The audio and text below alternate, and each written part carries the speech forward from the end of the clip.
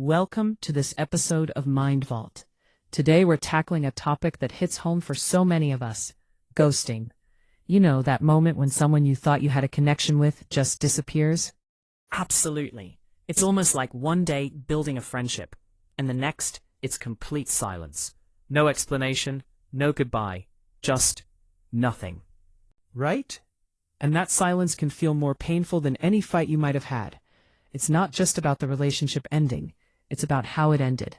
It leaves you in confusion and hurt. Exactly. And that experience has a name: ghosting. It's fascinating, and frankly quite damaging psychologically. Why do you think that is? Well, I think it comes down to the lack of closure. When someone ghosts you, they leave you with unresolved feelings. Your brain wants to find answers, and without them, you end up obsessed over what went wrong. That's so true. Your brain is wired to seek closure. When faced with ambiguity like ghosting, it goes into overdrive, searching for patterns and clues. And it's important to note that it's not a reflection of your worth. Ghosting often reveals more about the person who does it than about you. Definitely.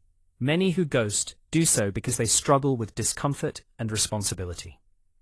They might avoid difficult conversations because they simply don't know how to handle conflict. And that leads us to the different types of ghosters. For instance, you have the conflict avoider who withdraws instead of facing tough conversations. Then there's the fearful avoidant who craves connection but runs away when intimacy grows too intense. It's all about their fear of vulnerability. And lastly, we have the entitled narcissist who ghosts out of a belief that they don't owe you an explanation. That's probably the most painful type to deal with. Absolutely. But regardless of the type, ghosting can trigger a grief-like response because your brain has built a model of that person in your life. So, how do we begin to heal from this? What steps can someone take to find closure? First, provide your own closure. Have that conversation with yourself. Write down what you wish you could say to them. It helps your brain find the resolution it's searching for. Great point. Next, it's helpful to identify the type of ghoster you dealt with. This way you can understand their behavior as a symptom of their struggles, not a reflection on you. And don't forget to redirect your search. Instead of obsessing over what happened, channel that energy into a new project or goal. Lastly, update your mental model of that person. Recognize they weren't who you thought they were, and that you deserved better. Well said.